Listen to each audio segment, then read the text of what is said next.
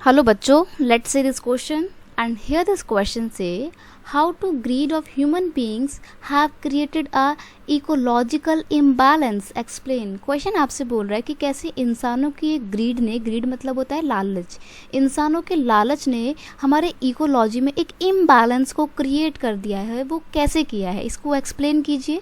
या फिर इस क्वेश्चन को ना कुछ इस तरीके से भी पूछा जा सकता है, describe how human beings influence the ecology of region. किस तरीके से इंसान एक पर्टिकुलर एरिया के इकोलॉजी को इन्फ्लुएंस करता है, प्रभावित करता है।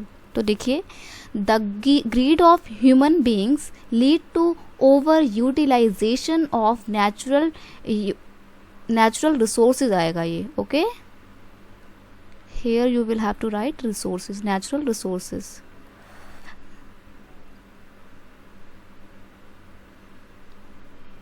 इंसानों की इस ग्रीड की वजह से क्या हो रहा है कि जो भी नेचुरल रिसोर्सेज हैं उनका ओवर एक्सप्लॉयटेशन हो रहा है या ओवर यूटिलाइजेशन हो रहा है, ज़रूरत से ज़्यादा हम उसका इस्तेमाल कर रहे हैं।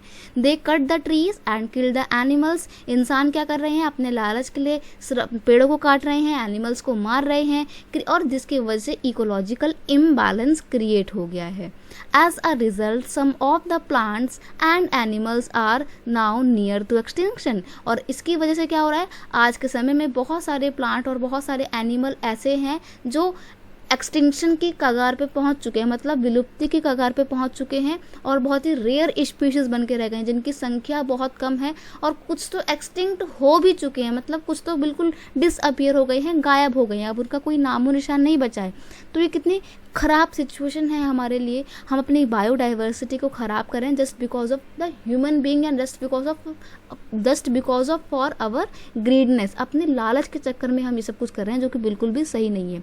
देखो, गांधी जी का एक कोटेशन मेरे को याद आ रहा है इस टाइम पे। गांधी जी ने क्या कहा था कि हमारे सबकी ज़रूरतों को पूरा करने के लिए प्रकृति के पास सब कुछ है, मतलब प्रकृति के पास इतना पर्याप्त मात्रा में, इतना इनफ अमाउंट में सब चीज़ें हैं जो हमारी ह्यूमन बींग्स की नीड्स को पूरा कर सकती हैं, लेकिन इंसानों के लालच को पूरा करने के लिए प्रकृति के पास नहीं है।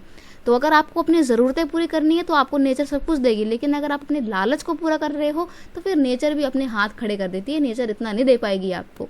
तो हमारे को क्या करना है, अपनी लालच को कम करना है और एक इकोलॉजिकल बैलेंस बनाते हुए नेचर के साथ हाथ से हाथ मिला कर चलना है, तभी हम आगे जाके सर्वाइव कर पाएंगे। I hope you understand it well. Best of luck.